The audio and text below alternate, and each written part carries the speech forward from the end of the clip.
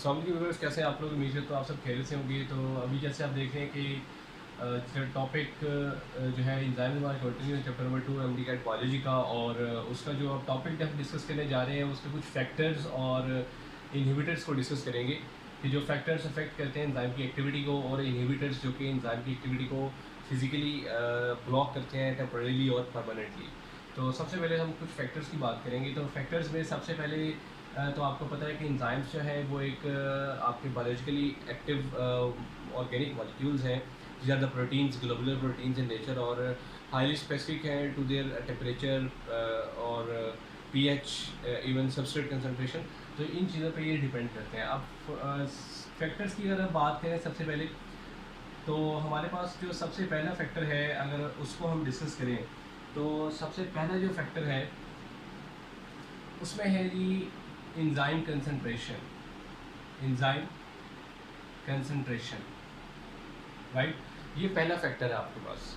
अब enzyme concentration की अगर मैं बात करूं पहले, तो यहाँ पर ये होता है कि अगर आपके पास सबस्ट्रेट जो हैं, सबस्ट्रेट्स, अगर सबस्ट्रेट्स आपके पास अनलिमिटेड हों, सबस्ट्रेट्स आर अनलिमिटेड, तो रिएक्शन रेट जो है वो डिपेंड करता है, आपका जो रिएक्शन रेट है,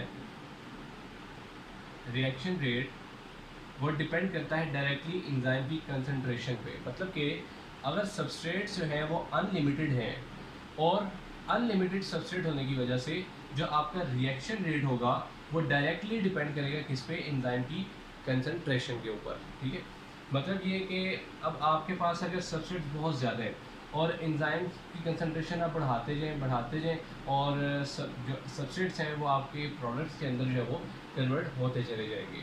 तो ये होता है कि एंजाइम की कंसंट्रेशन जो है उस पर रिएक्शन रेट जो है वो डिपेंड करता है, कब, जब आपके सबस्ट्रेट की कंसंट्रेशन जो है वो अनलिमिटेड हो। लेकिन ये आपके पास एग्जैक्टली ऐसा नहीं होता। जैसे अगर आप बात करें सबस्ट्रेट कंसंट्रेशन की, ये एक और फैक्टर है। ये तो हमने बात कर ली एंजाइम कंसंट्रेशन की। अब अगर हम सबस्ट्रेट कंसंट्रेशन की बात करें, तो सबस्ट्रेट कंसंट्रेशन में क्या होता है कि अगर आपके पास जो है एंजाइम्स, ठीक है, वो और सबस्ट्रेट्स, एक तरफ आपके पास है एंजाइम्स और दूसरी तरफ आपके पास है जी सबस्ट्रेट्स। अब यहाँ पर जो सबस्ट्रेट्स है वो तो अनलिमिटेड थे, ठीक है, लेकिन यहाँ पर क्या होगा कि अगर आप सबस्ट्रेट्स हैं उनको लिमिटेड रखें, ठीक है, या एंजाइम्स को आप लिमिटेड रखें, एंजाइम्स का आप क्या करें, लिमिटेड रखें, ठीक है, और सबस्ट्रेट की कंसंट्रेशन को आप इंक्रीज करें। अब यहाँ पर क्या होता है कि अगर आपके पास एंजाइम्स हो लिमिटेड और सबस्ट्रेट की कंसंट्रेशन जो है इसको आप इंक्रीज करते चले जाएं, तो एक वक्त आएगा कि जो एंजाइम्स आपके पास मौजूद हैं उनकी सारी एक्टिव साइट्स जो है वो ऑक्यूपाइड हो जाएंगी। एक्टिव साइट्स सारी की सारी जो है वो इनकी फुल हो जाएंगी। फिर आपके पास कोई फर्दर एंजाइम नहीं बचेगा जो इंक्रीजिंग सबस्ट्रेट कंसंट्रेशन को फर्दर प्रोसीड कर सके। तो इसकी सिंपल सी कंडीशन ये है कि सबस्ट्रेट कंसंट्रेशन का जो एक फैक्टर है उसमें हम क्या चीज़ डिस्कस करते हैं कि एक तरफ हमारे पास एंजाइम्स है, दूसरी तरफ सबस्ट्रेट है। जो एंजाइम्स हैं वो हमारे पास लिमिटेड पड़े हुए हैं, ठीक है, लाइक फॉर एग्जांपल अगर आपके पास लिमिटेड पड़े हुए हैं, मतलब मैं कहता हूँ आपके पास 15 एंजाइम्स हैं वो पड़े हुए हैं। अब जो सबस्ट्रेट की कंसंट्रेशन है, मिसाल के तौर पर आपने शुरू किया 5 से, आप शुरू हुए 5 से, आप गए 10 तक, आप गए 15 तक, आप चले गए 20 तक। अब यहाँ तक जब आप 15 तक इंक्रीज करे थे तो क्या हो रहा था कि आपकी सबस्ट्रेट कंसंट्रेशन जो है वो एंजाइम कंसंट्रेशन से मैच कर रही थी, और यहाँ तक आपकी सारे की सारे एक्टिव साइट्स एंजाइम की ऑक्यूपाइड होगी और प्रोडक्ट्स बन गई। लेकिन जैसे ही आप 15 से 20 की तरफ गए तो क्या हुआ कि सबस्ट्रेट इंक्रीज करने की वजह से आपकी फर्दर एंजाइमेटिक एक्टिविटी जो है वो परफॉर्म नहीं हुई, प्रोडक्ट्स जो है वो नहीं बनी। तो यहाँ पर जो इसकी कंसंट्रेशन है वो आपकी डिपेंड कर रही है किस पे, एंजाइम्स के ऊपर। अब फर्दरली थोड़ा सा और आगे डिस्कस करें तो हमारे पास कुछ और फैक्टर्स भी हैं, जैसे टेम्परेचर वगैरह है, पीएच है।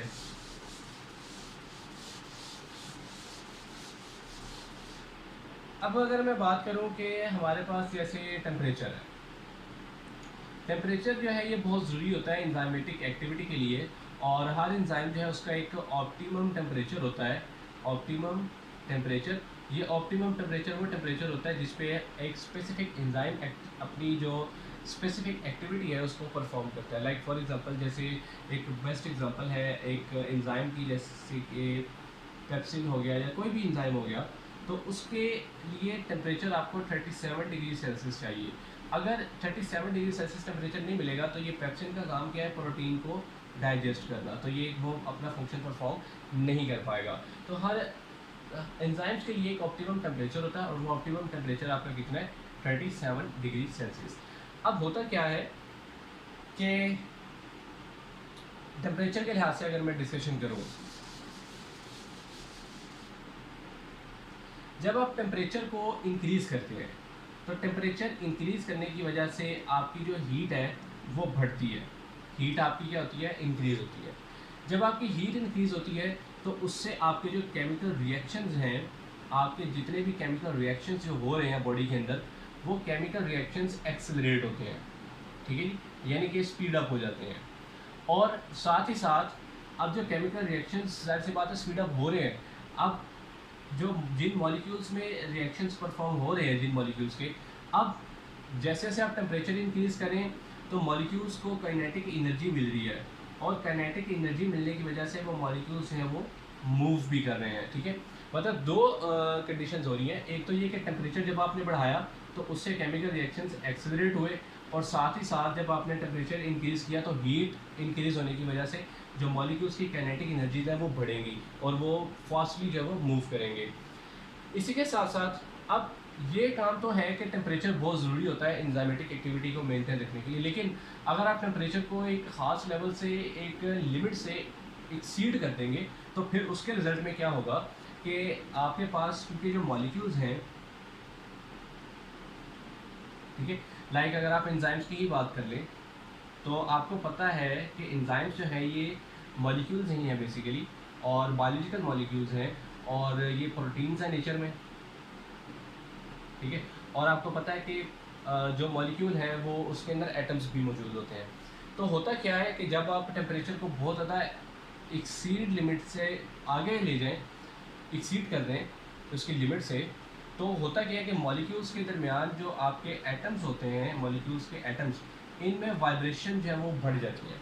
टेम्परेचर इंक्रीज़ करने से वाइब्रेशंस तो बढ़ती हैं, लेकिन अगर आप टेम्परेचर बहुत ज़्यादा इंक्रीज़ कर दें तो एटम्स के अंदर जो वाइब्रेशंस हैं, वाइब्रेशंस, ये वाइब्रेशंस जो है ये बहुत ज़्यादा जो है वो फास्ट हो जाएगी, और इवन इतनी फास्ट भी हो सकती है कि एटम्स इतने स्ट्रांगली वाइब्रेट करेंगे कि आपका एंजाइम का स्ट्रक्चर जो है वो लॉस्ट हो सकता है, आपका एंजाइम डीनेचर्ड हो सकता है। इसकी सिंपल सी बात इस तरह से है, जैसे एक एग है, ठीक है। अब एग जो है उसको आप क्या करते हो कि टेम्परेचर जो है वो राइज़ करते हो, टेम्परेचर आप राइज़ करते जाते हो, तो जो एंजाइमेटिक एक्टिविटी है, जो आपके बेसिकली जो प्रोटीन है उसका स्ट्रक्चर जो है वो लॉस्ट होता चला जाता है। क्यों लॉस्ट होता चला जाता है? उसकी वजह ये है कि टेम्परेचर जब आप इंक्रीज़ कर रहे हो तो टेम्परेचर इंक्रीज़ करने से जो मॉलिक्यूल है उसके अंदर एटम्स हैं उनमें वाइब्रेशंस इतनी विगरस हो गई हैं, इतनी जो वो आप ये कह लें कि स्ट्रॉन्ग हो गई हैं वाइब्रेशंस, कि वो अब आपका स्ट्रक्चर जो है वो स्टेबल नहीं रहा, वो डीनेचर्ड हो गया, ठीक है। इसके बाद एक फैक्टर है जिसे पीएच बोलते हैं। पीएच जो है ये बहुत इंपॉर्टेंट फैक्टर है। आपको पता है कि आपका जो ब्लड है इसकी भी एक स्पेसिफिक पीएच है जो कि 7.4 है, और इसके बाद अगर आप पीएच की बात करें तो पीएच एज सच है क्या, ये नेगेटिव लॉगरिथम है या कंसंट्रेशन ऑफ हाइड्रोजन आइंस, इसे आप कंसंट्रेशन ऑफ हाइड्रोजन आइंस भी कह सकते हैं। एक होती है पीएच, एक होती है पीओएच। ये कंसंट्रेशन ऑफ हाइड्रोक्सिल आइंस है, ये कंसंट्रेशन ऑफ हाइड्रोजन आइंस है। यहाँ पर हम कंसंट्रेशन बात करें हाइड्रोजन आइंस की। अब फॉर एग्जांपल हर एंजाइम है उसके लिए एक स्पेसिफिक पीएच है, और उस पीएच को हम कहते हैं ऑप्टिमम पीएच, राइट। इससे पहले एक प्रीवियसली एक टॉपिक है, छोटा सा पॉइंट है जो क्वेश्चन पूछा जाता है बोर्ड में, जो टेम्परेचर के हवाले से है, वो मैं आपको बताता चलूँ कि फॉर एग्जांपल आपके पास एक ग्राफ है, यहाँ 0 है, यहाँ 37 कह लें, और यहाँ आप ले लें आपका 60 ले लें, राइट। ये टेम्परेचर ले लिया, या आपने केमिकल रिएक्शन से ले लिए, रेट ऑफ केमिकल रिएक्शन। अब ये देखो, यहाँ तक जाते जाते आपका जो केमिकल रिएक्शन का रेट है वो बिल्कुल यहाँ से आप देखें, अगर मैं गया 10 पे, फिर मैं गया आप समझ लें 20 पे, देन मैं गया 30 पे और फिर 37, राइट। अब जैसे जैसे मैं 10 डिग्री सेल्सियस रिएक्शन का टेम्परेचर बढ़ा रहा हूँ, ठीक है, तो मेरे पास जो रिएक्शन रेट है, रिएक्शन रेट वो डबल होता जाएगा, ठीक है जी।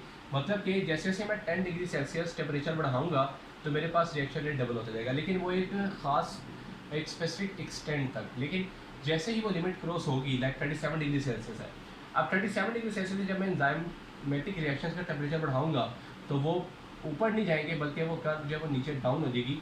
इसका मतलब क्या है कि आपके एंजाइम्स डीनेचर्ड हो गए हैं, और इनऑर्गेनिक रिएक्शंस के लिए हम कर्व ऊपर से शो करते हैं क्योंकि वो इसको टॉलरेट कर जाते हैं।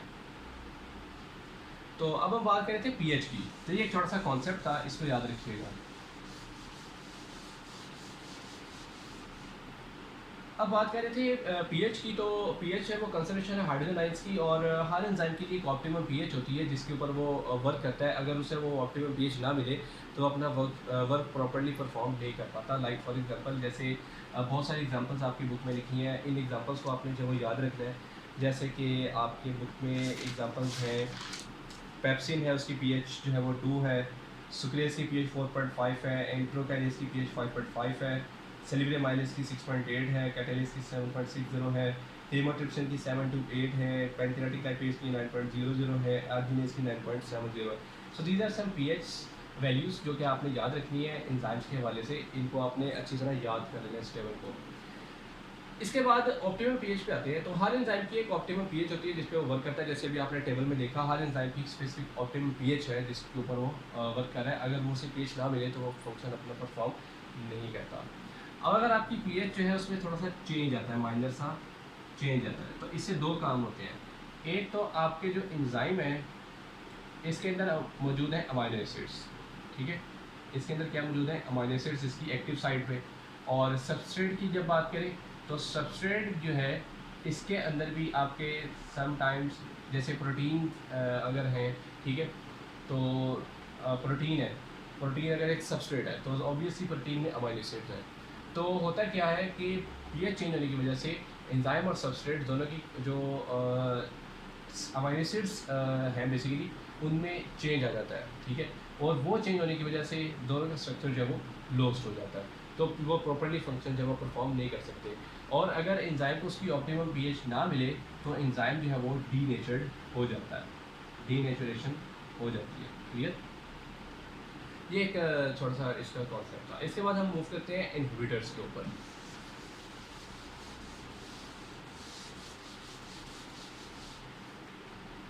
अब आता है जी इनहिबिटर्स।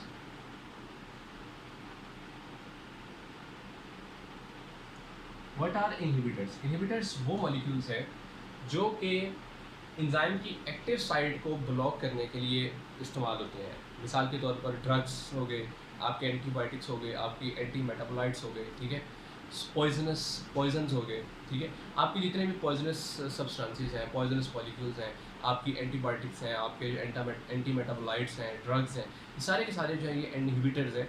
इनहिबिटर का काम क्या होता है कि एंजाइमेटिक एक्टिविटी को रिटार्ड करना, उसे ब्लॉक कर देना। या तो वो टेम्परेरीली ब्लॉक करते हैं या फिर वो परमानेंटली ब्लॉक करते हैं। अब इनहिबिटर्स की दो टाइप्स है आपके पास, ठीक है।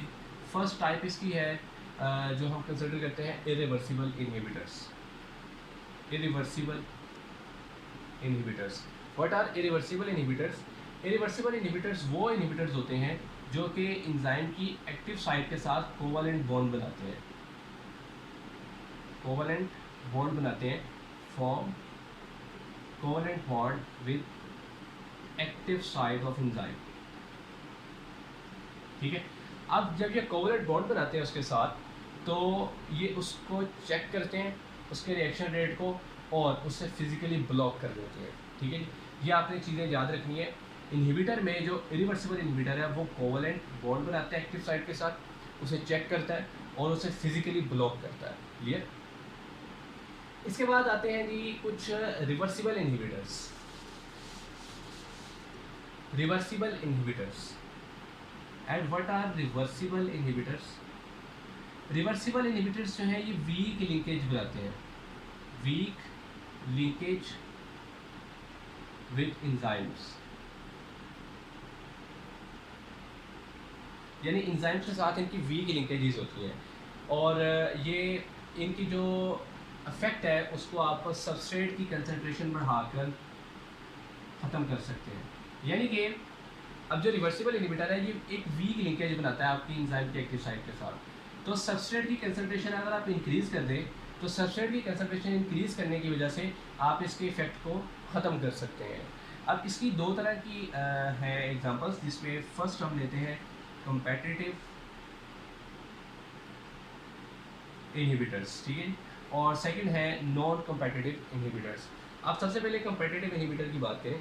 कॉम्पिटिटिव इनहिबिटर वो इनहिबिटर है जिसकी जो शेप है वो आपकी सबस्ट्रेट के साथ बहुत ज़्यादा रिजेम्बलेंस करती है, ठीक है जी। यानी ये एक ऐसा इनहिबिटर है जिसकी जो शेप होती है यानी स्ट्रक्चरली ये सिमिलर होता है सबस्ट्रेट के साथ। अब स्ट्रक्चरली सबस्ट्रेट के साथ सिमिलर होने की वजह से ये एंजाइम की एक्टिव साइट के ऊपर जाके बाइंड कर जाते हैं, या फिर एंजाइम की जो बाइंडिंग साइट है वो इसको रिकॉग्नाइज कर लेती है क्योंकि इसकी जो शेप होती है वो सबस्ट्रेट के साथ सिमिलर होती है। सो डेट्स वाई जब ये इस पर बाइंड करता है तो उसको इनहिबिट कर देता है उसकी एक्टिविटी को, लेकिन प्रोडक्ट जो है वो नहीं बन पाती। लेकिन जो नॉन कम्पिटिटिव इनहिबिटर है वो उसका केस थोड़ा सा और है, ठीक है। उसमें क्या है कि आपने पॉइंट याद रखना है कि the form enzyme they non competitive inhibitors की बात कर रहा हूँ, the form enzyme inhibitor complex at a point other than the active site, यानी इसमें एलोस्टेरिक साइट्स जो है वो यूज़ होती हैं जिसमें आपके बहुत सारे पॉइजन्स वगैरह जो है वो भी आ जाते हैं। They alter the structure of the enzyme in such a way that even if a gene in substrate binds, the active site catalysis fails to take place. मतलब कि competitive inhibitor जो है वो तो structural similarity होने की वजह से बाइंड कर रहा है, लेकिन वो poisonous materials होते हैं कुछ ऐसे, और एक्टिव साइट के अलावा एक साइट होती है जिसे एलोस्टेरिक साइट बोलती हैं, वो वहाँ पर बाइंड करते हैं, और एंजाइम की जो एक्टिव साइट है अब उस पर अगर जीन सबस्ट्रेट जो एक्चुअल सबस्ट्रेट एंजाइम का वो भी बाइंड करे आकर तो प्रोडक्ट नहीं बन पाता। तो इसकी एक एग्जांपल है, जैसे फॉर एग्जांपल हमारे पास एक एंजाइम है सक्सेनिक डिहाइड्रोजिनेज। उसका काम क्या है कि आपका फ्यूमेरिक एसिड जो है वो बनाना फ्यूमेरेट से। तो जैसे कार्बन है, कार्बन हाइड्रोजन हाइड्रोजन हाइड्रोजन आपकी यहाँ पर लग गई कार्बन, यहाँ पर लग गई कार्बन, ठीक है जी। ये एक उसका बेसिक जो स्ट्रक्चर है हमारे पास वो है, इसको हम यहाँ नीचे शो करते हैं, राइट। अब अगर आप एंजाइम देखें तो उसकी जो स्ट्रक्चरल सिमिलरिटी है वो कुछ यूँ होगी, ठीक है। तो ये स्ट्रक्चर होगा एंजाइम का। अब इस एंजाइम ने क्या करना है, सक्सेनिक डिहाइड्रोजिनेज ने इसको कन्वर्ट करना है फ्यूमेरिक एसिड में, ठीक है। वो जब इस एसिड में कन्वर्ट होगा तो हाइड्रोजन आयंस क्या वो रिलीज हो जाएंगे,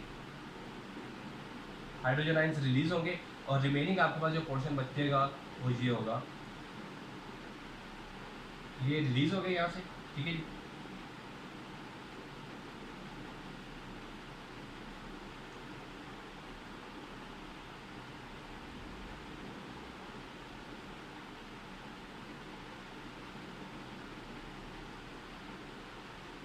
ये आपके पास बन गया फ्यूमेरिक एसिड। लेकिन ये तो आपके पास एक नॉर्मल स्टेप है। अब अगर ऐसा हो कि एक कम्पिटिटिव इनहिबिटर जिसकी स्ट्रक्चर सिमिलरिटी इसके साथ फ्यूमेरेट के साथ जो है वो आपकी मिलती हो, वो आकर यहाँ बाइंड करे, तो उसके बाइंड करने से क्या होगा कि वो बाइंड तो कर जाएगा लेकिन प्रोडक्ट जो है वो फ्यूमेरिक एसिड आपका नहीं बनेगा। लाइक फॉर एग्जांपल जैसे यहाँ पर मैं कहता हूँ कि आपके पास मेलिक एसिड जो है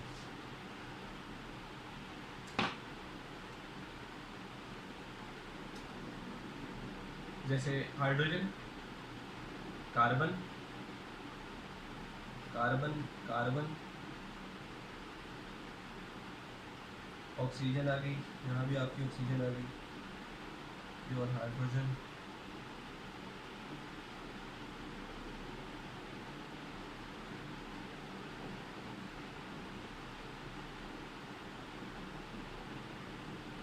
और जहाँ भी आपकी जा रही है ऑक्सीजन, राइट,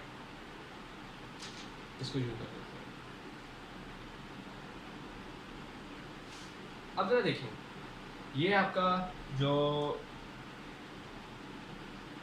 अभी पीछे जो हमने डिस्कस किया वो था सबस्ट्रेट सक्सिनिक एसिड, ठीक है, जो आपका सक्सिनिक एसिड था, सक्सिनिक डिहाइड्रोजिनेज एंजाइम एक्सपेक्ट करके आपका बनाना था फ्यूमेरिक एसिड, ठीक है। अब यहाँ पर जो बाइंड कर गया वो आपका आ गया जो मैलिक एसिड है। अब यहाँ पर इसकी स्ट्रक्चर सिमिलैरिटी सक्सिनिक एसिड से तो रिजेम्बलेंस रख रही है, लेकिन हो क्या रहा है कि स्ट्रक्चरल सिमिलैरिटी होने की वजह से वो बाइंड तो कर रहा है, लेकिन वो प्रोडक्ट जो है वो नहीं बना सकता। प्रोडक्ट कब बनेगी कि जब सक्सिनिक एसिड जो है ये आपका बाइंड करेगा सक्सिनिक डिहाइड्रोजिनेज के साथ, तो सक्सिनिक डिहाइड्रोजिनेज जो है इस सक्सिनिक एसिड को कन्वर्ट कर देता है into a product of fumaric acid, ठीक है। तो ये एक नॉर्मल रिएक्शन है, लेकिन जब आपके पास एक मैलिक एसिड जो है ये आपका लग जाए आकर किसके साथ, सक्सिनिक डिहाइड्रोजिनेज के साथ, तो सक्सिनिक डिहाइड्रोजिनेज जो है वो इसको कन्वर्ट इस फॉर्म में नहीं कर सकता, ठीक है, तो वो इनहिबिट होगी उसकी एक्टिविटी। तो ये हमारे कुछ एग्जांपल्स थी जो हमने डिस्कस की, फैक्टर्स डिस्कस किए, इनहिबिटर्स को डिस्कस किया। तो यहाँ तक ही आपका ये मेन टॉपिक है। इसके बाद हम अपने जो नेक्स्ट चैप्टर है उसके ऊपर मूव करेंगे, जहाँ पर हमारा ये चैप्टर जो है वो एंड हो गया। ओके, शुक्रिया, अल्लाह हाफिज़।